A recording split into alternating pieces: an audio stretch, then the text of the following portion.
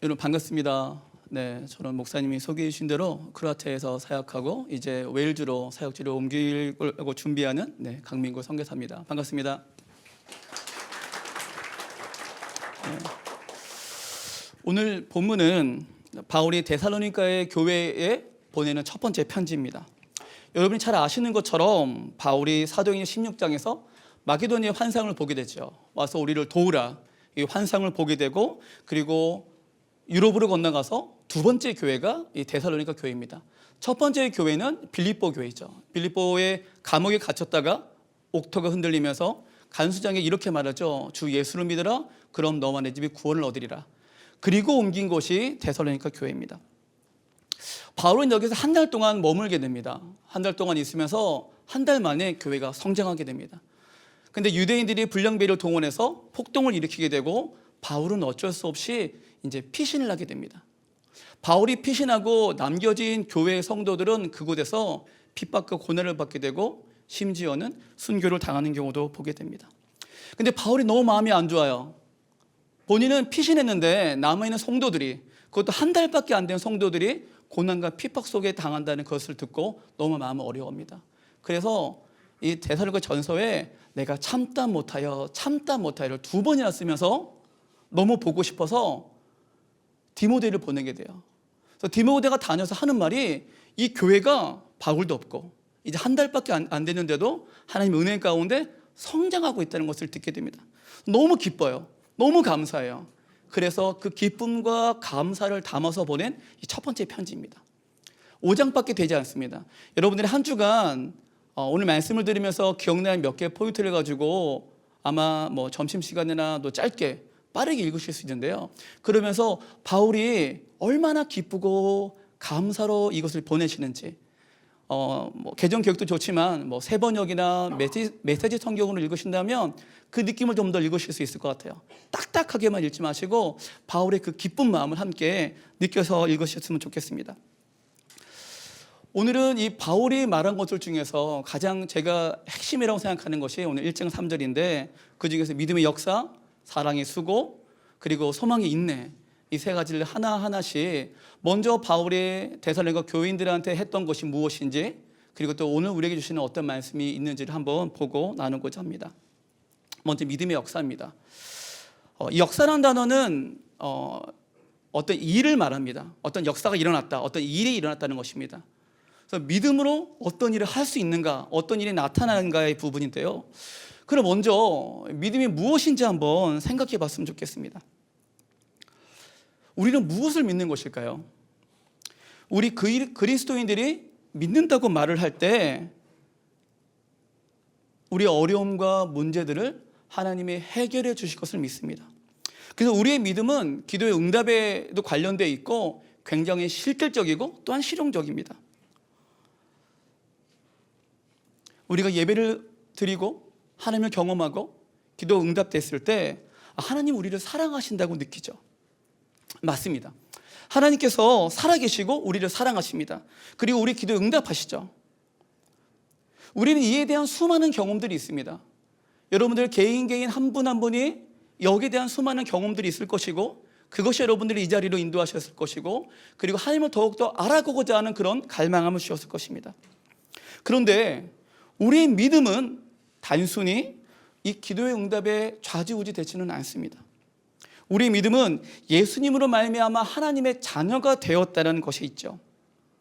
그래서 우리 기도 응답이나 바람의 성취가 아니라 하나님의 아버지 되심과 주의 신실하심이 우리의 믿음의 대상이 되는 것입니다. 데살로니가 교인들에게 이 믿음은 현실에서 고난과 핍박을 당하고 심지어 죽음에 이를 수도 있다는 것이 이들이 갖고 있던 믿음이었습니다. 어떤 것과도 바꿀 수 없는 가치가 이 믿음으로 시작되는 것이고, 그리고 이 가치 때문에 그들은 이 믿음을 포기하지 않고 순교까지 당하게 됩니다. 바울은 1장 6절에서 또는 3장 2절 3절에서 이 데살로니가 교회가 많은 고난과 환난을 당했다라고 이야기하고 있고, 본인이 이것을 알고 예언하고 가르치고 준비했다고도 말하고 있습니다. 그러나 데살로니가 성도들은 이 믿음이 어떤 외부 사항에 흔들리지 않아요. 너무나 중요한 것이기 때문에 예수님을 주라 고백하고 하나님의 자녀됨을 포기하는 것은 이들의 기도가 응답되지 않고 이들의 현실이 바뀌지 않는 것보다 더 중요한 것이기 때문이었죠. 그래서 1장 6절과 8절에 이렇게 고백합니다. 또 너희는 많은 환난 가운데서 성령의 기쁨으로 말씀을 받아 우리와 주를 본받는 자가 되었으니 그러므로 너희가 마게도냐와 아가에 있는 모든 믿는 자의 본이 되었느니라. 8절 후반부에 뿐만 아니라 하나님을 향하는 너희 믿음의 소문이 각처에 퍼졌으므로 우리는 아무 말도 할 것이 없노라. 생각만 해도 너무 좋은 거예요. 그냥 교회가 사라져 버릴 줄 알았는데 근처에 아가야라는 것은 그리스 전체예요. 그리스와 마케도니아 그 전체에 이르러서 믿음의 본인되는 정말 놀라운 교회로 성장했다는 것입니다. 그래서 2장 19절에서 20절에서 이렇게 이야기합니다. 우리 예수님이 다시 오실 때에 우리 바울의 기쁨과 소망이자 자랑의 면류관이라고 그렇게 고백하는 거예요. 생각만 해도 바울은 너무 이제 기분이 좋아합니다. 이 믿음은 어떤 대단한 업적의 성취가 아니에요. 어려운 상황에서도 신앙을 지킨 것, 이것이 데살로니가 교회가 갖고 있는 믿음의 역사였습니다. 저는 2006년 가을에서 2007년 여름까지 크로아티아 트로기라는 조선소에서 있었습니다. 선교사인데 제 사역은 조선소에서 노동자로 살아가는 것이에요. 그것도 월급을 받는 게 아니고 한 달에 약 100만 원 가까이 사역비를 내면서 일을 하고 있었어요. 일은 녹을 제거하고 페인트 칠하는 것이었어요. 그리고 뭐 무거운 걸 나르든지 조선소에 노동자들이 있지만 일정 부분들을 저희 선교사들이 일을 했어야 되는데요. 근데 어느 날 한국에 저희 아버지께서 위암에 걸리셨다는 소문이 직접 얘기를 듣게 됐어요. 근데 그보다 10년 전에 저희 어머니가 암으로 돌아가셨기 때문에 저는 여기에 대한 굉장한 충격에 빠지게 됩니다.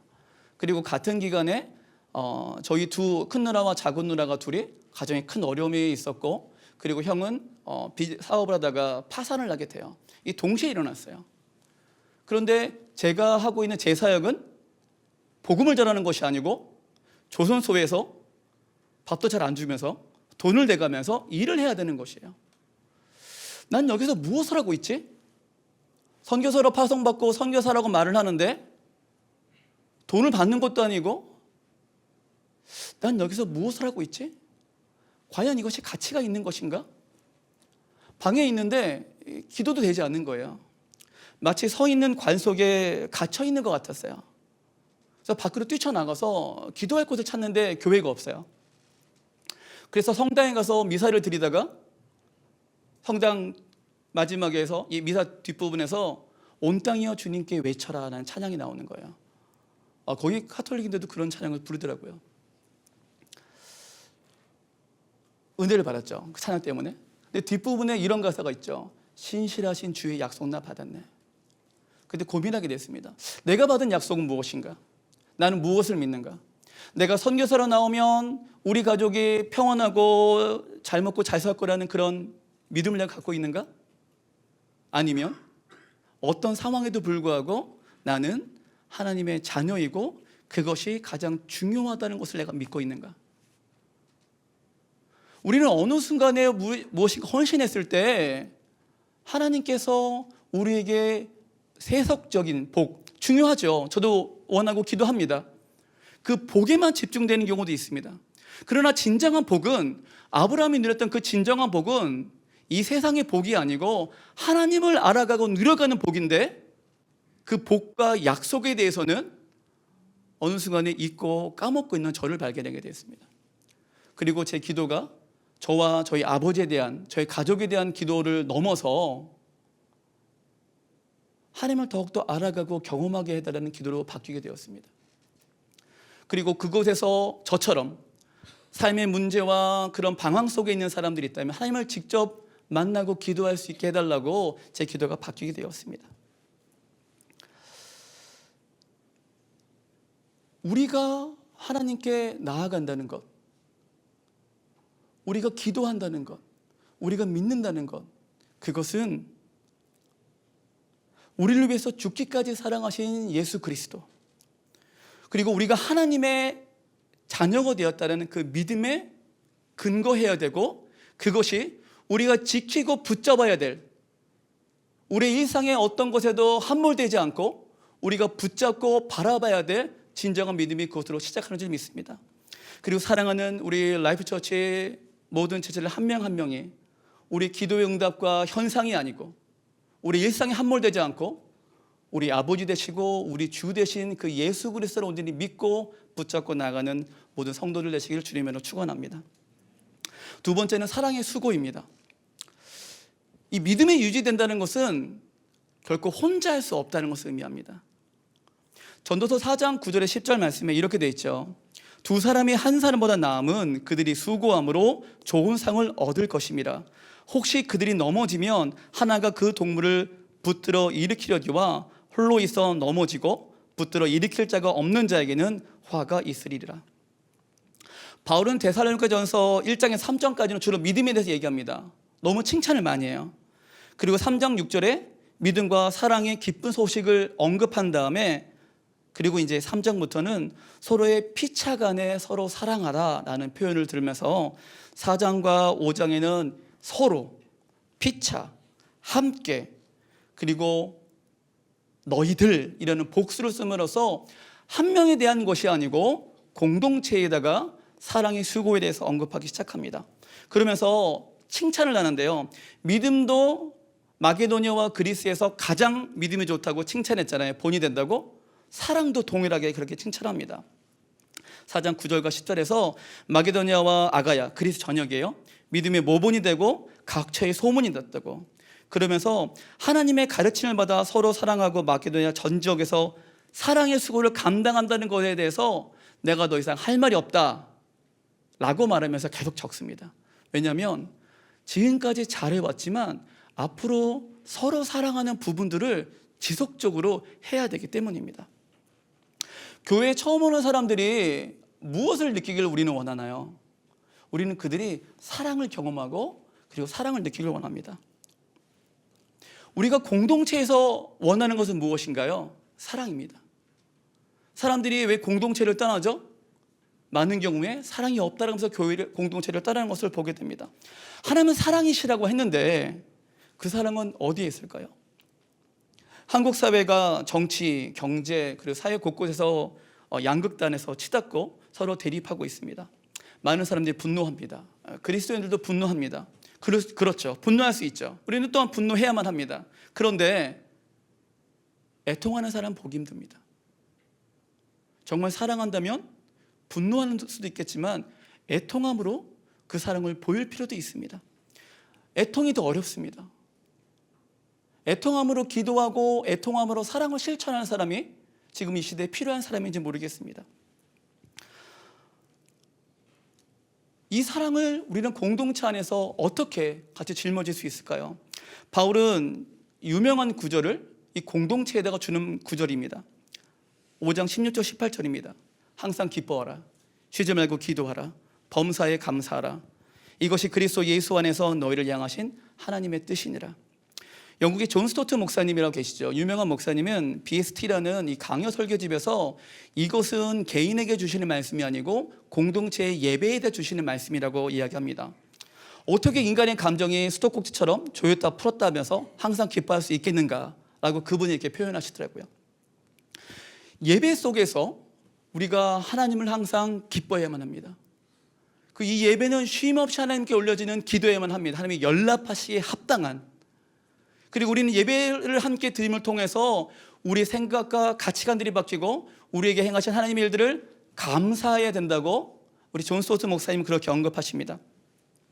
바울은 데살로니가전서 곳곳에서 성령의 기쁨으로 말씀을 받아 하나님의 말씀을 받을 때 사람의 말로 받지 아니하고 하나님의 말씀을 받음으로 라고 언급할 뿐만 아니라 지속적으로 공동체를 위해서 기도하고 권면하는 것을 끊임없이 이야기합니다. 우리가 사랑의 수고를 또는 그것 때문에 지쳐갈 때 기억해야 될 것이 있습니다. 그것은 우리가 누구를 믿는지를 다시금 기억해야 됩니다. 우리의 힘으로 사랑의 수고를 감내하는 것이 아니라 우리가 예수 그리스도를 믿음으로 그분의 사랑 때문에 이 사랑의 수고를 지속적으로 감내할 수 있어야 되는 것입니다. 그래서 우리의 신앙과 사랑의 수고는, 믿음은 개인적에서 그치지 않습니다. 공동체가 함께해야만 하는 것입니다. 우리가 공동체 가운데 믿음으로 함께 예배를 드릴 때 성령의 능력과 기쁨과 큰 확신으로 바울이 쓴 표현들입니다. 사랑의 수고가 나타나게 됩니다. 저희 가정은 크로아티아에서 참 외로웠습니다. 한국인이 거의 없고, 그리고 현지 공동체라고 할때라도 그분들은 예배 시간에 인사를 하지 않아요. 교회에 들어오면 인사하면은 대부분 외국인이에요. 미국 사람이든가 이란 난민 출신이든지 아니면은 브라질에서 선교사.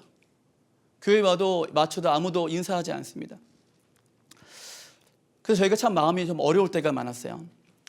딱 3번의 단기 선교팀이 왔었어요. 저희가 5년 있는 동안에 코로나 때문에. 첫 번째는 와서 3시간 있었는데요. 밥 먹고 예배 드리고 그냥 가는 팀이었어요.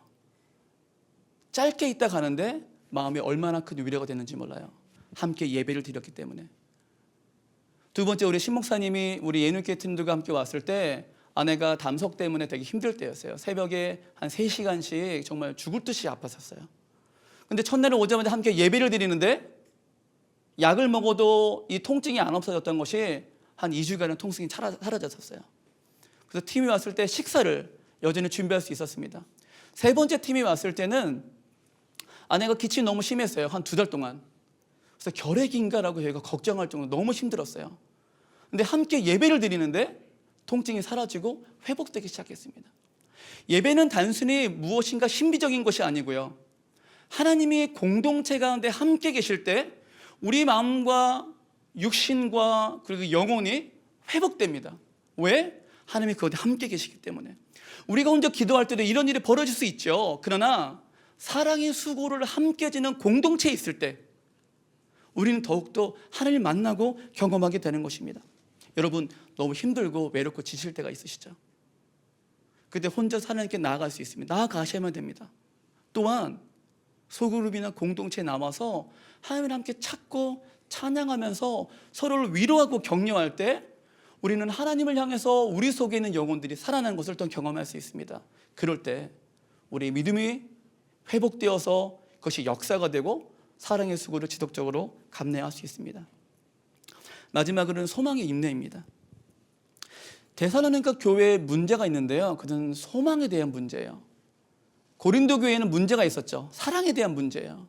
그래서 믿음, 소망, 사랑, 그중에 이제는 사랑이라고 말했던 것은 물론 하나님의 사랑이시고 중요하지만 그 교회에 사랑이 없기 때문이었습니다. 데살로니가 교회는 너무 좋은 교회였어요. 믿음도 칭찬할 만하죠. 사랑도 칭찬할 만하죠. 그런데 소망에 대해서 바울의 좀 염려가 있었습니다. 데살로니가 성도들은 예수님이 곧 오실 줄 알았어요. 그러니까 지금의 기도를 통해서 응답받고자 하는 삶의 문제들, 고난과 핍박이 가시기를 원했는데 가시지 않았죠. 300년간 초대교회 사람들은 고난과 핍박이 사라질 기도했지만 사라지지 않았어요. 자신들이 살아있을 때는 이 기도는 아무리 해도 응답되지 않는 기도의 제목이었어요. 그럼에도 불구하고 그들이 여전히 하나님을 신뢰할 수 있었던 것은 예수님이 곧 오신다는 그 믿음 때문이었습니다. 그런데 그렇게 언제까지 살아야 될까요? 기간이 정해져 있다면 다음 주까지, 다음 달까지 지긋지긋한 회사를 그만둘 때처럼 정해져 있다면 그래도 버틸 수 있는데 언젠지를 모르는 거예요. 함께 신앙생활을 했던 사람들이 여러 가지 이유로 순교자도 있고 그리고 이제는 연세가 드실 수도 있고 그 다른 부분으로 한 명씩 한 명씩 사라질 때 그들의 마음은 한편으로는 무너짐을 경험했을 것이에요. 학자들은 추측하기로 순교자들이 나오면서 이들이 언제 예수님이 오실까, 그리고 이 순교한 사람들은 어떻게 될까라고 걱정했다고 얘기합니다. 그런데 바울은 이 부분을 다 모르고 있지는 않았어요. 그래서 예수님의 다시 오심, 한국말로는 강림이라고 번역했는데 헬라어에는 파루시아 또는 카타바니노라는 단어를 써서 곳곳에 1장부터 5장까지 강림이라는 이 부분에, 그러니까 예수님 다시 오시는 것에 대한 개념과 느낌과 생각을 다르게 발전시키면서 적어놓습니다. 신약 전체에 약 한 20번이 쓰이고요. 그리고 복음서를 제외한 서신서에만 바울이 한 11번을 쓰는데요. 거의 9번에 가깝게 데살로니가 전후서에 이 부분을 적어 놓습니다. 사실상 여기다가 모든 것을 쏟아 부었어요. 강림은 단어의 뜻에 대해서. 1장에서의 강림은 이렇게 사용합니다. 노여움에서 건지시는 예수님.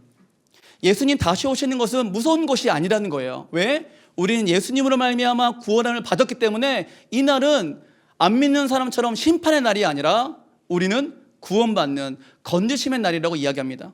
그리고 2장에서는요, 예수님이 강림에서 오시는 그날 바울이 이런데요, 너희는 내 기쁨이고 내 소망이고 예수님 다시 오실 때 내 자랑의 면류관이다.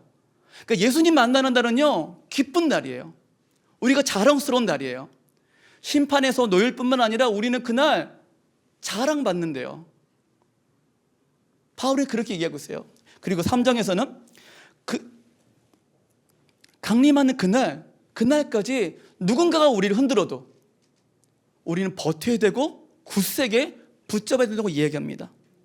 그리고 4장에서는 다시 또 놀라운 날이라고 이야기해요.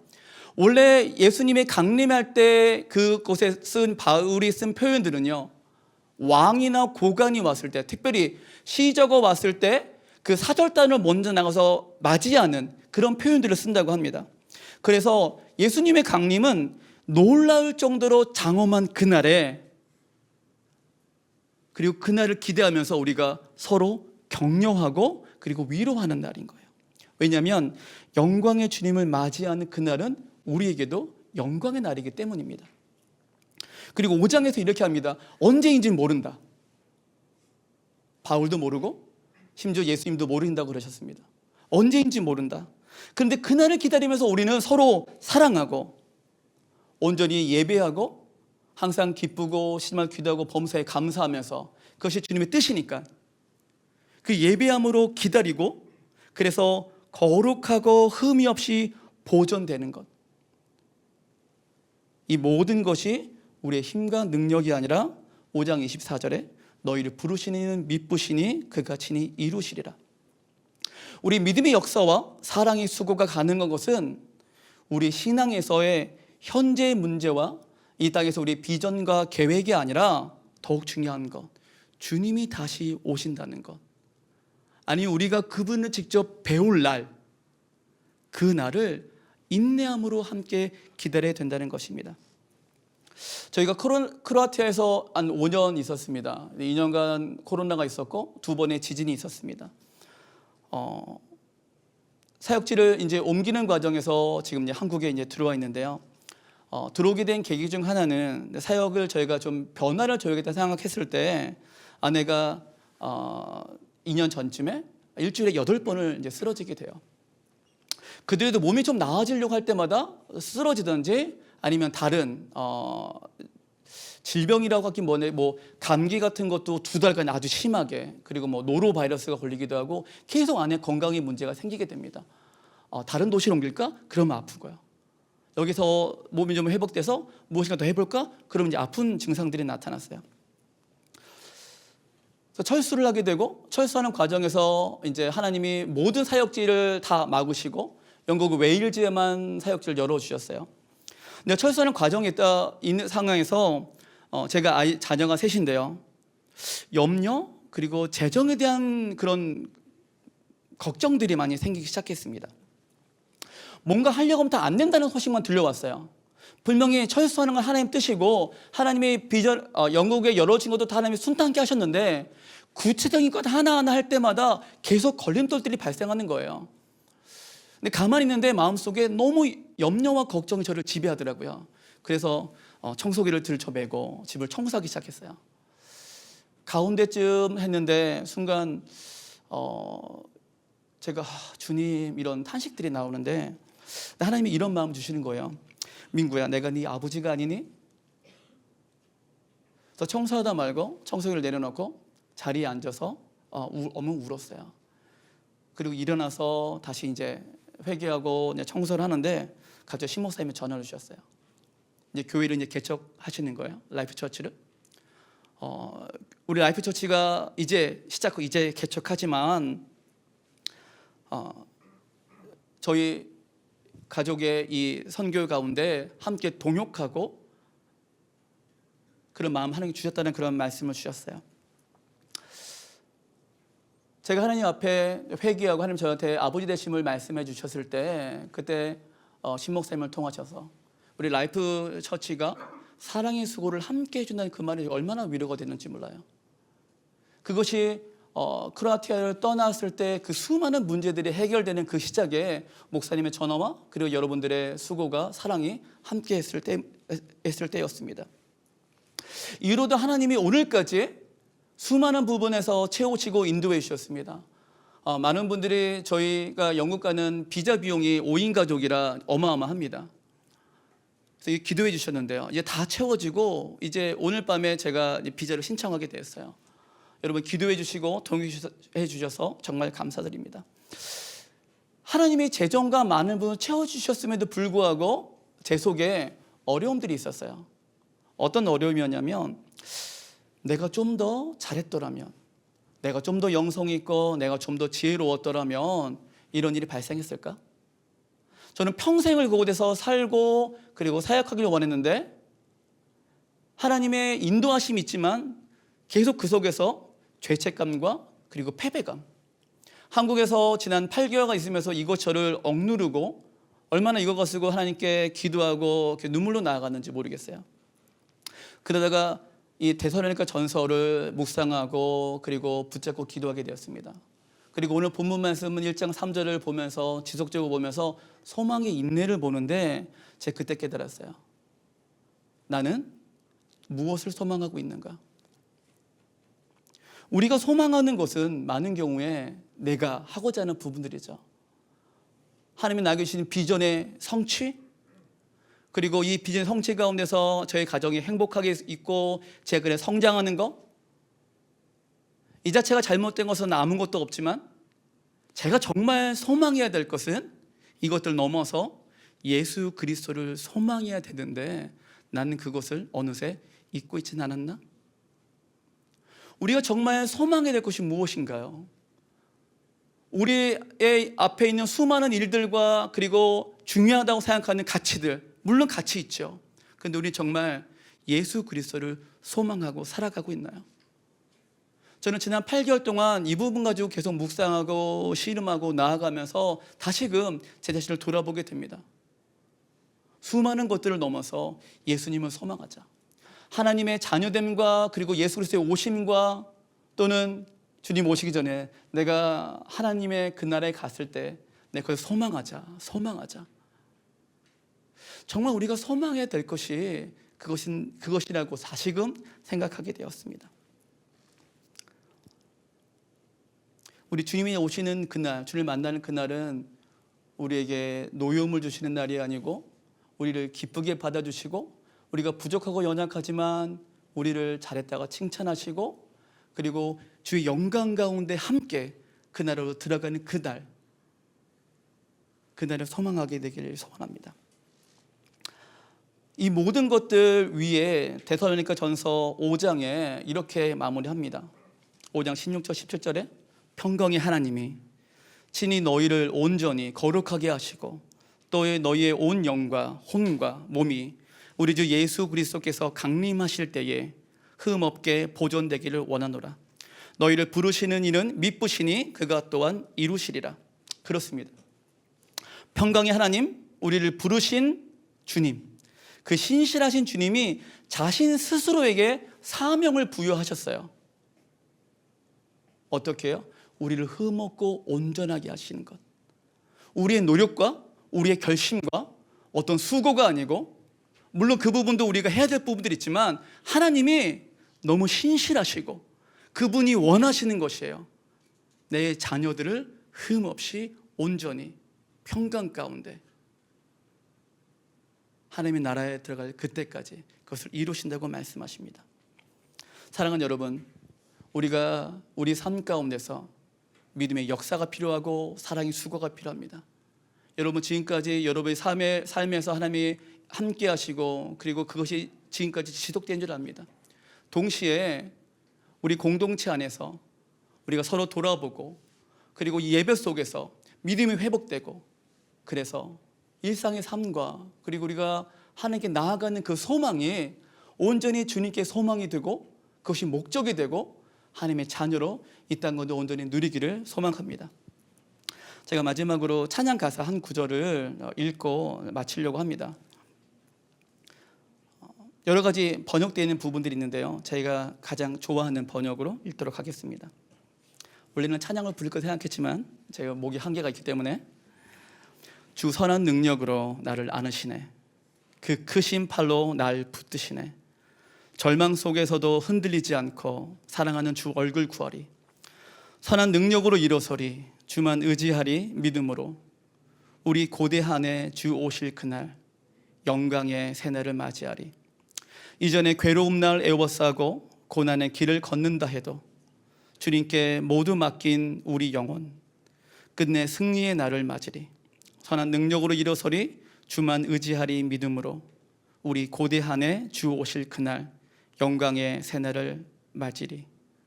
주님이 마신 고난의 쓴 잔을 우리도 감사하며 받으리. 주님의 남은 고난 채워가며 예수와 복음 위에 살리라. 선한 능력으로 일어서리. 주만 의지하리 믿음으로. 우리 고대한에 주 오실 그날 승리의 새날을 맞으리. 기도하시겠습니다.